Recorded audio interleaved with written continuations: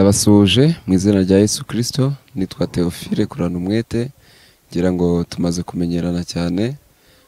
Uyu munsi wa none nkuko mubibona dufite umusore imbere yacu. Ndagira ngo mwakira twibwire, biranashoka ko ari n'umugabo, reka tumwakira twibwire tumenye uwo ari we. Murakoze. Haleluya. Nitwa Ntegerejimana Petahiya, wacu ni muri Rutsiro mu ntara y'Uburengerazuba. Nkaba ndi umukristo muri ADEPR, ikindi nkaba asengera muri paruwasi ya RUNDOYI, itorero ni rya Gatoki ya kabiri. Nkaba ndi umuririmbyi muri korali Witsemba, ikindi nkaba ndi n'umusore, cyane ko nta waba umuririmbyi atari umukristo. Ubwo rero ndi umukristo, Imana ishimwe cyane. Aha, urakoze cyane, Imana niguhereze umugisha. Uravuze ngo nta waba umuririmbyi atari umukristo. Ndagira ngo utubwire nk'umuntu w'umusore wakijwe ryari, waje gukizwa gute, byanyuze muri iyo nzira, kuko tuzi ko muri iyi minsi hafi ya bose urubyiruko cyangwa se abasore badakijijwe. Weho ayo mahirwe yo gukizwa wayabonye ute, byaje gute? Murakoze cyane. Bisanzwe navukiye mu rugo rw'abakristo mu mwaka wa 2016, nibwo nabashije kuba nafata icyemezo cyo kubatizwa tariki 20 z'ukwa kane. Ubwo rero nabatijwe, ariko hari ibintu byinshi ntarareka, kuko naravukiye mu rugo rw'abakristo. Kubaho umuntu atabatijwe byabaga ari ikibazo. Uburetse gatoshya, uravuze ngo wabatijwe hari ibintu utarareka. Ubundi hari imvugo zivugwa ko abantu bavukira mu miryango ikijijwe kenshi bishuka ko bakijijwe ariko batarakizwa, kubera yuko babyirutse basenga, bagasengana n'abandi, bakagira ngo ubwo babyirutse basenga bura barakijwe byararangiye. Nawe ngo warabatijwe hari ibintu utarareka. Ubwo nuvuga ngo wabatijwe kubera yuko wabonye ko urimo gukura, ndetse ukabona uri mu muryango w'abantu bakijijwe, ukibaza ukuntu uzaguma aho ngaho utabatijwe. Sibyo ngibyo buriya? Okay, ngo tubwire ukuntu rero wabatijwe ariko udakijijwe. Nagerageje nyine nkuko nababwiye, nakuze mba muri korali y'abana, ngera no muri rubyiruko, ngeraho mba n'umuyobozi w'abana. Ariko nkuko nabivuze, nabatijwe hari ibyo ntarareka. Mu myaka rero itambutse itari myinshi, imyaka nk'itatu, nibwo mbashije kuba nafata umwanzuro wo kwemerera Yesu akaba umuyobozi mu buzima bwanjye, akambera umwami, akantegeka. Ubu nibwo buhamya afite bw'uko nakiriye Yesu nk'umwami n'umukiza. Murakoze. Aha, uko biri kose hari imbarutso yabayeho yatumye ukizwa. Urumva warabatijwe, wumva ko wageze mu gakiza byarangiye. Ni igiki kintu wibuka cyatumye wumva ufashe umwanzuro? Tujya tumva abantu baduha ubuhamya ati nararwaye maze kuremba, nisuzumye sanga sinkijwe neza, ndangije mpitamo gukizwa.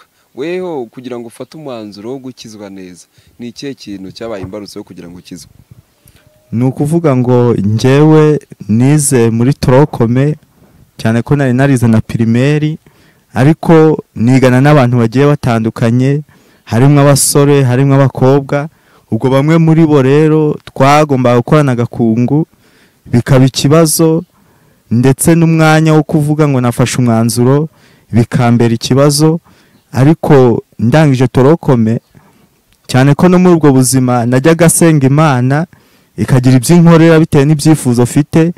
Ariko ndangije torokome nibwo nafashe umwanzuro, fashwamo n'ababyeyi banjye, mbasha kujya no kwiga ijambo ry'Imana, teolojiya muri Rubavu.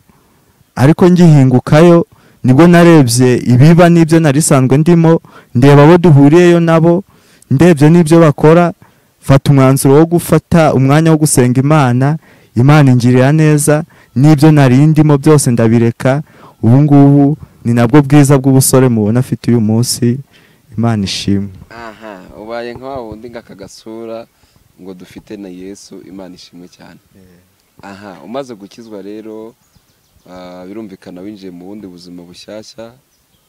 Tuganirire, ubwire nk'abantu barimo kutumva muri aya masaha b'urubyiruko, umaze gukizwa nk'umuntu w'umusore.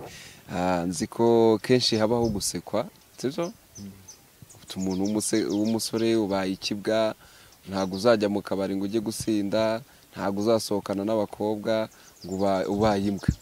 Ese kumva ayo magambo abantu babwirwa nk'abasore bamaze gukizwa nta kintu bigutwara, ubyumva gute? Ntimwibeshye, ayo magambo narayakiriye. Bagiye bavuga bati ntacyo uzigezaho, urabona aho isi igeze, ukwiye kugendana nayo.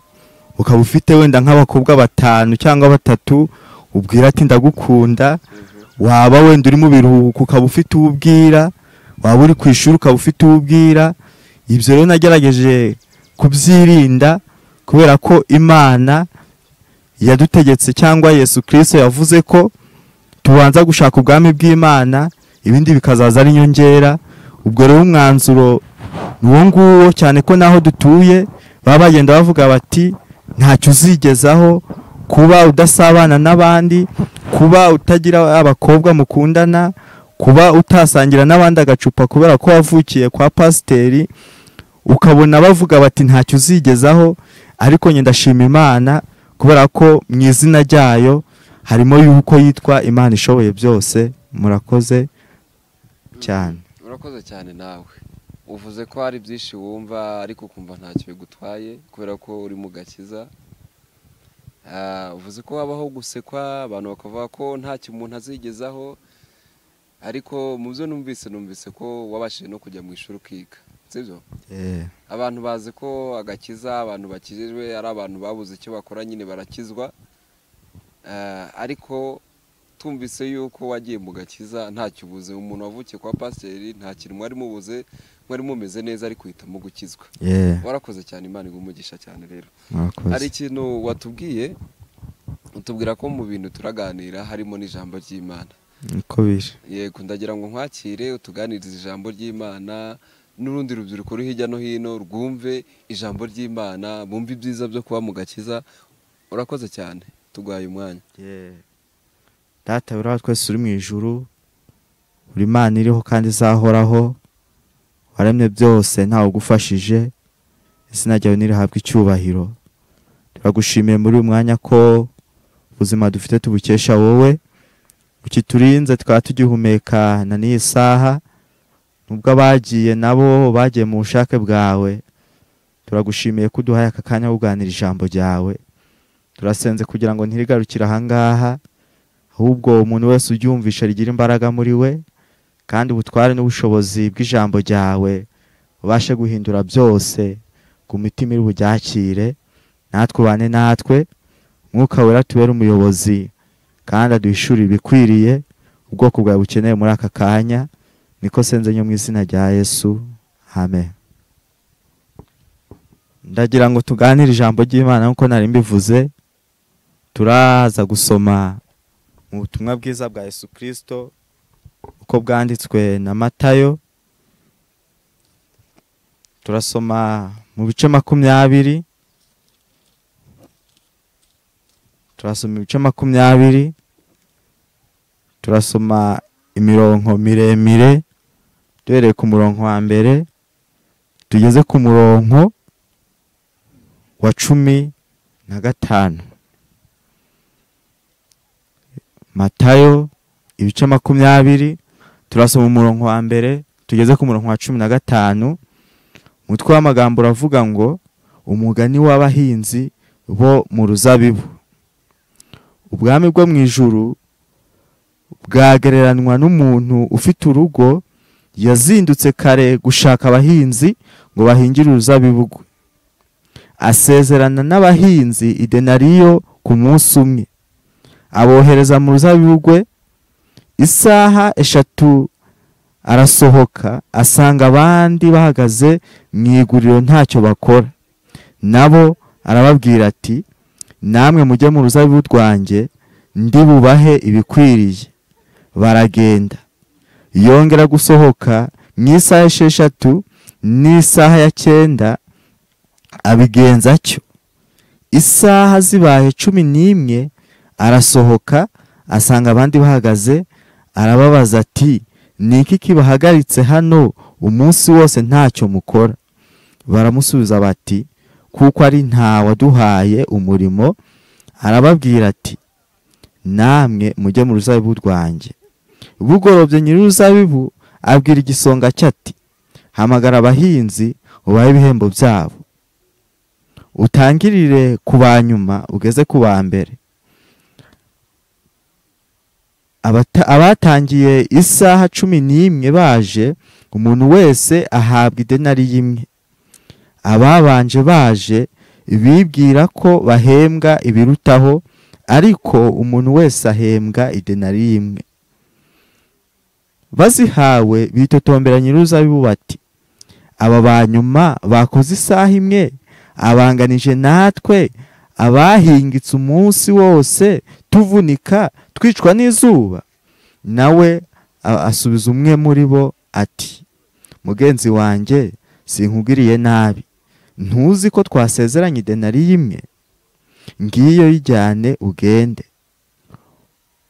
Ko shatse guhemba uwa nyuma nkawe, mbese hari icyambuza kugenza ibyanjye uko shaka? Kundeba igitsure kuko ngize ubuntu, uko niko abanyuma bazaba ab'imbere, kandi ab'imbere bazaba ab'inyuma. Imana idufashe cyane. Ndagira ngo n'ubundi dukomeza kuganira kuri iri jambo ry'Imana, turaza kwifashisha ibyo turasanga mu rwandiko Pawulo yandikiye Abagalatiya ibice 6 umurongo wa 7 tugeze ku wa 9. Rwandiko Pawulo yandikiye Abagalatiya ibice 6 umurongo wa 7 tugeze ku wa 9, havuga ngo, ntimuyobe, Imana ntinegurizwa izuru, kuko ibyo umuntu abiba ari byo azasarura. Ubibira umubiri we, muri uwo mubiri azasaruramo kubora, ariko ubibira umwuka, muri uwo mwuka azasaruramo ubugingo buhoraho. Twe gucogora gukora neza, kuko igihe nigisohora tuzasarura nitutagwa isari. Nuko rero tugirire bose neza uko tubonye uburyo, ariko cyane cyane ab'inzu y'abizera. Imana ishimwe. Ndagira ngo iri jambo ry'Imana dusomye tuze kuriganiraho mu gihe Imana iri buduhe, kuko nicyo turimo niyo yakiduhaye. Hari abo yashimye ko batambuka, ariko twe kuba turiho n'ubuntu bwayo. Ikindi kandi nkabasaba umuntu wese ukurikira ijambo kugira ngo ariho agaciro, kubera ko ijambo ry'Imana n'umutsima utera imbaraga, ibasha guhindura byinshi kugira ngo tugire ubuzima bwiza mu buryo bw'umwuka. Turaganirira ijambo ry'Imana rero dufite intego ivuga ngo, Imana twizeye ikora nk'Imana. Imana twizeye ikora nk'Imana. Dusomye amagambo mu bitabo bitandukanye, hamwe hatubwira abahinzi n'uruzabibu na shebuja, ikindi handi hakatubwira ngo twe gucogora gukora neza. Hanyuma rero ijambo ry'Imana nko tubivuze, turaganira dufite ijambo rivuga ngo Imana twizeye ikora nk'Imana. Iyo tuvuze dutyo, birashoboka gushobora kumva ko hari izindi mana zidakora nk'Imana, ariko Imana yacu ishimwe kandi habwa icyubahiro, kubera ko ibasha gukora ibiruta cyane by'abantu bakora, ibiruta cyane by'abantu batekereza, bityo izina ryayo rigakomeza kubahwa. Mbere y'uko rero dukomeza n'ubundi busobanuro bwinshi, ndagira ngo turebe muri makeya, kuko hariho izindi mana zitirirwa Imana ariko zidakora nk'Imana, bivuze ngo bazita Imana ariko bazibeshyera. Iyo dusomye ijambo ry'Imana tugasoma mu gitabo cya mbere cy'Abami ibice 17 ukageza ku bice 18, uhasanga abahanuzi ba Bali n'abashera bari 850. Ariko umukozi w'Imana Eliya ari umwe, abasha guhagarika imvura imyaka 3 n'amezi 6, kubera ko biyononye ubwoko bw'Imana bwibagirwa izina ry'Imana yabo, bakurikira ibigirwamana. Eliya ishyaka ry'Imana riramujya mu mutima we, agira agahinda kenshi, bituma ahagarika imvura imyaka 3 n'amezi 6. Abantu birababaza, ariko nyamara yahagaritse iyo mvura, hari ibigirwamana muri icyo gihugu ntibyagira icyo bikora, abantu bicwa n'inzara, indogobe zibura amazi, amafarashi yicwa n'umwuma, abantu benshi barapfa, imisozi irumagara.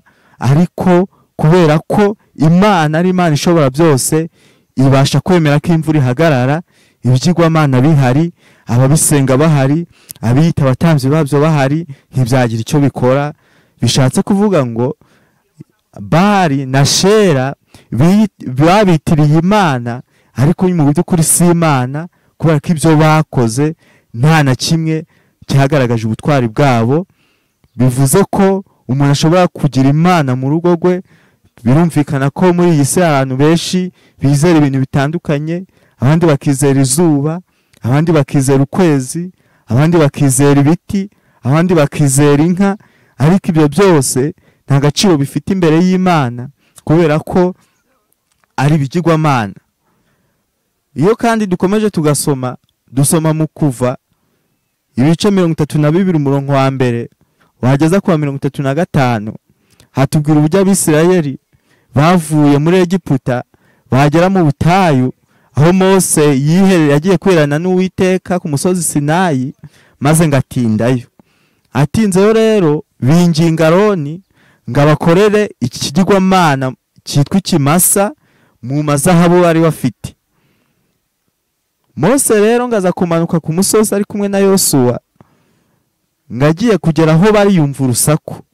Aravuga ati ariko urwo rusaku ko ndi kumva ari urusaku rw'abantu batanesheje cyangwa baneshwe, ni urusaku rumeze rute? Ngakimanuka asanga abantu barimo bari kubita imbere y'icyo kimasa, barimo baravuga bati ni wowe Mana, ni wowe wadukuye muri Egiputa. Kubera ko ngo babonye Mose atinzeyo, batekereza ko Imana yamutsinzeyo. Ibyo rero bimaze kuba, Mose ngo bimutera agahinda, bituma n'amategeko yarazanye nayo aza kuyakubita hasi, ibisate by'amabuye birameneka, kubera umujinya, kubera agahinda k'ubwoko bw'Imana bwiyononye. Ariko ntibyagarukiye aho. Icyo bitiriye Imana yaragifashe arakimenagura. Jambo ry'Imana aravuga ngo aragisya, akivanga mu mazi, ayahereza Abisirayeli barayanywa. Ahangaha hari ijambo rikomeye, kubona umuntu yatekereza ko ikintu ari Imana ye, ariko icyo kintu bakabasha kugifata bakakimenagura bakagisya ari Imana. Bisobanuye ko bakitiriye Imana nyamara atari Imana, kuko Imana ni Imana ikora, ni Imana ibera amaso abantu bayizera. Abantu rero baduteze amatwi mwese, mumenye ko hari abantu biyitirira Imana, hari abantu bagifata ibintu bakabyita Imana, nyamara Imana iriho n'imwe, yitwa Imana ishoboye byose, yitwa Imana yahozeho, yitwa Imana iriho, yitwa Imana izahoraho. Dukomeza rero, hari iyindi Mana y'ikigirwamana idakora nk'Imana. Iyo dusomye mu Byakozwe n'Intumwa ibice 12 umurongo wa 20 ukageza 23, hatubwira Imana y'umuntu yitwa Herode. Herode ngo yaje gufata Yakobo aramwica. Amaze kumwica, ngafata na Petero amushyira mu nzu y'imbohe. Ariko ibyo bitaraba, ngo amaze kwica Yakobo, ngo yaje guteranya abaturage baraganira. Cyane ko mubizi ko Yakobo ni Yakobo wanditse urwandiko mu Isezerano Rishya. Uyu Yakobo akaba yari umuvandimwe wa Yesu, yaje gukizwa nyuma y'uko Yesu ajya mu ijuru. Hanyuma rero Herode ngaza kumwica. Herode amaze kumwica, uko kumwica kwe aza guteranya abaturage baraganira. Ngo abaganiriye baranezerwa, ngo baravuga bati noneho si umuntu uvuga, ahubwo ni Imana ivuga. Arimo aravuga nk'Imana. Mu by'ukuri bahinduye ishusho y'umuntu yari kuri we, bamwitiriye Imana. Uwo mwanya rero ngo Imana ntiyabyishimira, nicyo cyatumye yohereza marayika wayo ngo amukubite urushyi uwo mwanya, agwinyo, amera nk'umuntu umaze icyumweru apfuye cyangwa ibyumweru 2. Kubera ko umuntu apfuye nta kindi gikurikiraho usibye kubora hanyuma agatutumba inyo. Uwo mwanya rero ngo Herode we yahise apfa, uwo mwanya agwa inyo kubera ko icyubahiro cy'Imana yashatse kukiharira. Bisobanuye ngo kuri iyi si hari abantu benshi bumva ko hari icyo bari cyo, bumva ko bafite imbaraga, bumva ko bategeka bikaba bavuga bigakomera, nyamara izina ry'Imana niryo ryonyine ribasha gukora ibyo ngibyo. Umuntu agira mpanda yakubwira ko azakugirira neza ariko ejo bigahinduka. Umuntu ashobora kwishyira hejuru ariko nyamara Imana yonyine ikamucisha bugufi, kuko ubwayo yarivugiye ngo niyicisha bugufi ikanashyira hejuru, ikura ku cyavu ikicazanya n'ibikomangoma. Tugikomeza rero nk'uko nababwiye ko turi buganire ku ijambo rivuga ngo Imana twizeye ikora nk'Imana, turangije kureba imana zidakora nk'Imana, muri make bitiriye Imana zibeshyegwa. Umuntu ashobora kugira amafaranga akayahindura Imana, akumva ko nta kintu yagera atayafite. Umuntu ashobora kugira umugore akamuhindura Imana, akumva ko ntacyo yakora atamuhaye uburenganzira, akumva ko ntacyo yakora batari kumwe. Umuntu ashobora kugira umugabo akamubera Imana, akagira umwana akamubera Imana, akumva ko nta kintu yakora atari kumwe nawe, akumva ko ntacyo yakora atamuhereye uburenganzira. Ariko nyamara Imana ni imwe, Imana rukumbi, niyo yiyeretse Aburahamu iramubwira ngo ni njye Mana imwe, Imana ishobora byose, ujye ugendera imbere yanjye utunganye. Bishatse kuvuga ngo rero umuntu wese imbere y'Imana akwiriye kwiyoroshya agaca bugufi, kubera ko umuntu ni umuntu ariko Imana yo ni Imana, cyane ko yavuze ngo imigambi yayo ni miremire kuri twebwe, kandi ibyo umuntu yibwira bitandukanye cyane n'ibyo yibwira. Dukomeza n'ijambo ry'Imana rero, nk'uko twavuze Imana twizeye ikora nk'Imana, ifite amazina atandukanye mu bikorwa byayo. Yakoze byinshi tureba, cyane ko yaremye iyi si, ikarema n'ijuru, ikarema n'ibiyirimo byose, ikarema isanzure, ikarema izuba n'inyenyeri n'ukwezi n'ibindi byose, ikarema amazi, ikarema ubutaka, ikarema umuntu. Ibyo byose n'ukuboko kwayo kwabiremye. Ikindi kandi hari ibyo yaremye tutabona, ari byo bituma yitwa Imana, cyane ko nayo ari Imana itaboneka kuko ari umwuka.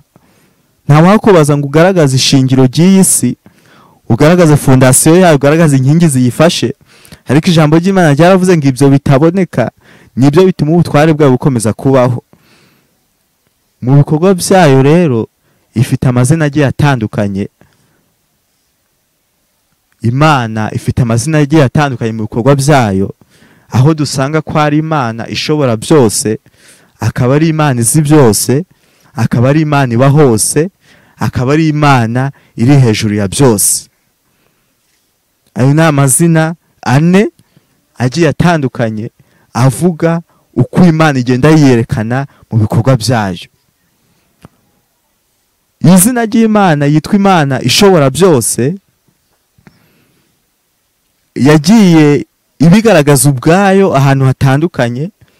Ubwo n'ubundi twavuze yeretse Aburahamu, imubwira mu Itangira 17 umurongo wa mbere, iramubwira ngo ndi Imana ishobora byose, ujye ugendera imbere yanjye utunganye. Yo ubwayo irabihamya ko ari Imana ishobora byose. Iyo tuvuze rero gushobora byose kw'Imana, harimo ibintu bigiye bitandukanye, cyakoze harimo amoko abiri, bishatse kuvuga uburenganzira n'ubushobozi byo gukora ibihuye na kamere yayo. Gushobora byose kw'Imana bivuze uburenganzira n'ubushobozi byo gukora ibihuye na kamere yayo. Icya kabiri bivuze kugenzura no guhagararira ibikorwa byose. Gushobora byose kw'Imana bivuze uburenganzira n'ubushobozi byo gukora ibihuye na kamere yayo. Ikindi bikavuga kugenzura no guhagararira ibikorwa byose. Imana rero yiyeretse Aburahamu, amateka agenda avuga ko Aburahamu ubundi yavukiye kwa Tera, mu rugo rwa Tera. Bakavuga ko Tera yacuruzaga ibigirwamana, yakoraga ibigirwamana. Aburahamu rero nk'umwana wavukiye mu rugo akabafasha kubicuruza.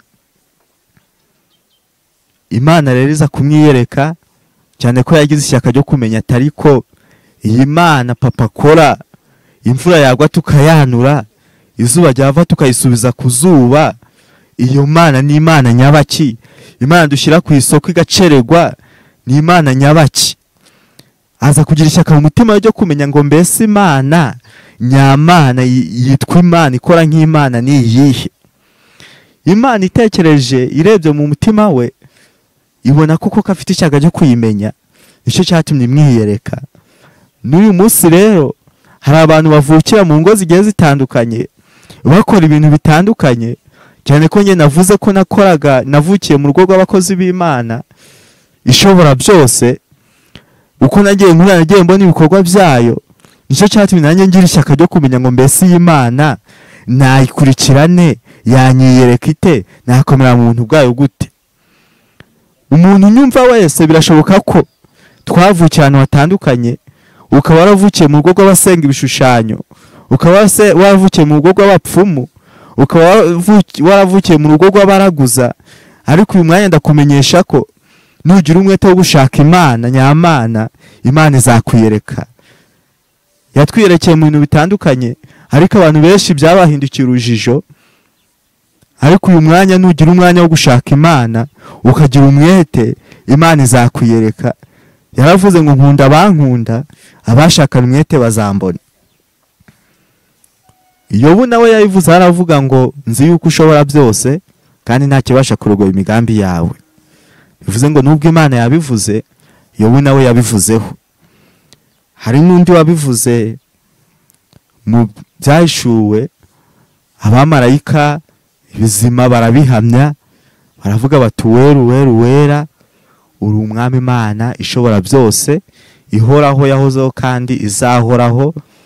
Bishatse kuvuga ngo nta byaremwe bitazi ko Imana ishobora byose, usibye ko hari igihe Satani ahuma abantu amaso akabereka iby'ako kanya, ariko nyamara iyo Uwiteka dukoze ku maso tubasha kubona ibiboneka n'ibitaboneka, kuko umwuka wera w'Imana niwe ubiduhishurira. Twavuze irindi zina ry'uko Imana iba hose. Imana iba hose. Hari abantu batekereza ngo Imana ni iyaha ngaha, niyo kuri uriya musozi, niyo mu muryango runaka, ariko Imana iba hose. Iyo yarivugiye iti muzanyubakira nzuki, aravuga ngo ijuru ni intebe yanjye, isi nayo ni intebe y'irenge byanjye, mbese muzanyubakira nzuki, aho nzaruhukira hazaba ari hantu ki? Bivuze ngo isi n'ijuru Imana irahari. Dawidi yabivuzeho muri Zaburi y'139 umurongo wa 7 kugeza ku wa 10, aravuga ngo mbese nahungira he umwuka wawe? Atese amaso yawe yo nayahungira he? Nakwibwira se ngo ndafata amababa nk'umuseke njye gutura ku mpera y'inyanja? Nakwibwira se ngo uburiri bwanjye nabusasi kuzimu ko nahuriyo? Nakwibwira se ngo ndazamuka njye hejuru mu ijuru ko nahuriyo?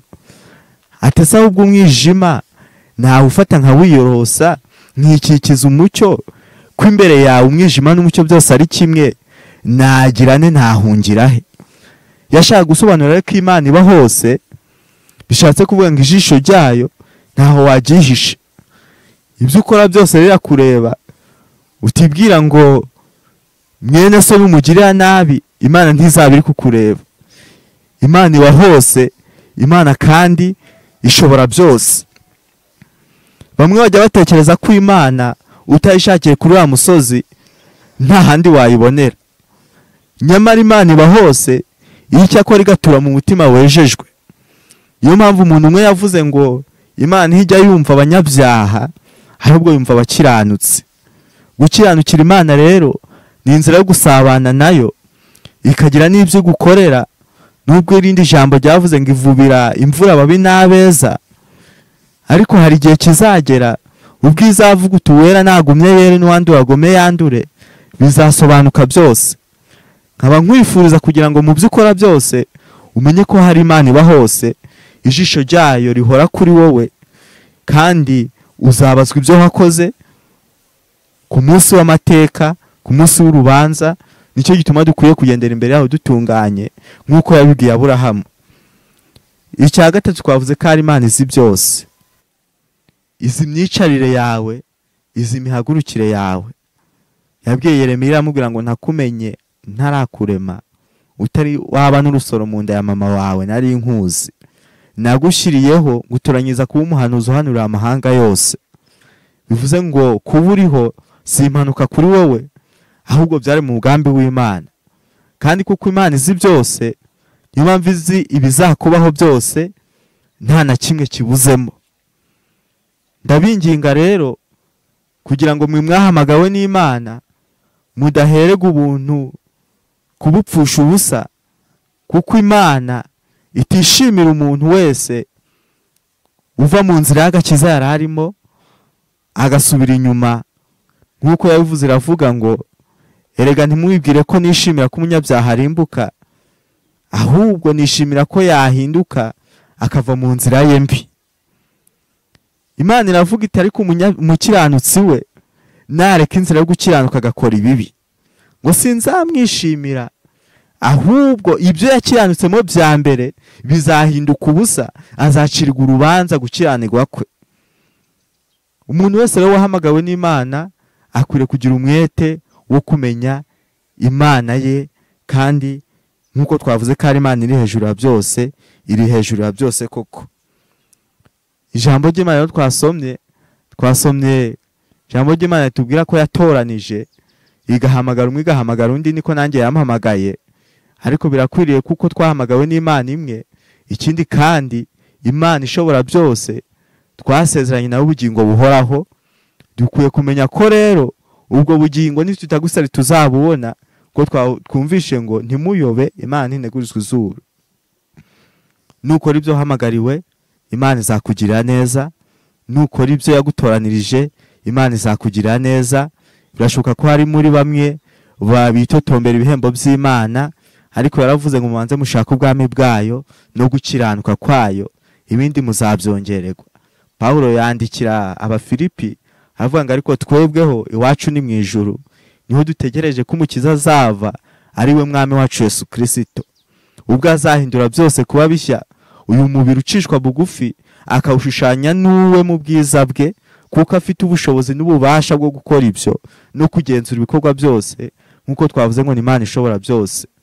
Yesu aravuga ngo mwe kwiganyira, ahubwo ibyo mushaka byose n'ibyo mukeneye byose bimenywe n'Imana, mubisabiye mubyingingire mushima. Aravuga ngo kandi nimuhagarike imitima, mwizere Imana na Yesu mumwizere, ngo kuko mu rugo rwa Data ari amazu menshi. Aravuga ngo kandi yaba adahari bababwije ukuri nkababwira ko ntayo, ariko ubu ndagengeye kubategurira hanyu, kugira ngo aho nzaba namwe muzabeyo. Aravuga ngo kandi ninjye nzira n'ukuri n'ubugingo, ntawe ubasha kugera kwa Data ntamujyanye. Bisobanuye ngo nta kindi kintu, nta yindi Mana, nta yindi nzira wacamo kugira ngo ugere ku mwami Imana udaciye kuri Yesu. Nicyo gituma bamwe bazakorwa n'isoni ubwo bavugaga izina ryayo, nyamara ntibakorekize izina ryayo, bakavuga Imana ariko bagagana ibikorwa byayo. Bivuze ngo rero Imana idufashe cyane, kandi twambike imbaraga zo gukomera mu byo twahamagariwe gukora. Kandi nawe utaramenya Imana, Imana igufashe kwiyereke nk'uko yiyeretse Aburahamu, ikamubwira n'icyo agomba gukora.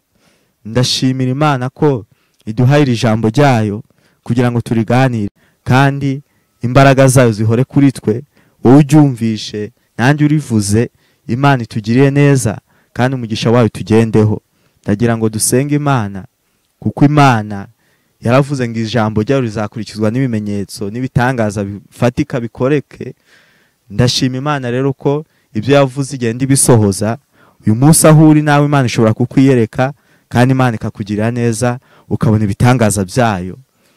Dusenge Imana kugira ngo ibane natwe. Data wera wa twese uri mu ijuru, uri Imana yahozeho kandi izahoraho, witwa ushoboye byose nk'uko ijambo ryayo ribitubwiye, witwa Imana izi byose nk'uko ijambo ribivuze, witwa Imana iba hose kandi hejuru ya byose. Turakwingize kugira ngo ubane natwe, ijambo ryawe rigira imbaraga muri twe, rihindura imitima nk'uko rishushanywa n'inyundo, rihindura imitima nk'uko rishushanywa n'amazi, rihindura imitima nk'uko rishushanywa n'umuriro, rihindura imitima nk'uko rishushanywa n'itara, mu izina rya Yesu. Rihindura imitima nk'uko rishushanywa n'inkota, aho riragera hose humagaye nko mu butayu, yatembesha amazi. Ijambo ryavuze ngo ukwizera kugeza iyo amazi y'ubugingo izamuzaho idudubiza. Ndagushimiye rero ko ujye ukomeza kubana natwe, kandi ibyo wavuze uzabisohoza. Nitutagusari tuzasarura igihe n'igishyika. Ubwo rero waduhamagaye dutegerezanyije kwihangana ubwo uzaza kujyana itorero ryawe ryera. Hari abibwira ko utinze, ariko ijambo ryawe ryaravuze ngo wihangana kugira ngo urebe ko bose bakizwa. Turinginze ngo imbaraga zawe z'umwuka wera zikomeze guherekeza iri jambo, kandi rikora imirimo n'ibitangaza muri twe. Abakwizeye n'abazakwizera bose tuzahabwa ubugingo buhoraho ubwo uzaza kujyana itorero ryawe ryera. Ndagushimiye mu izina rya Yesu kubanye natwe. Amen.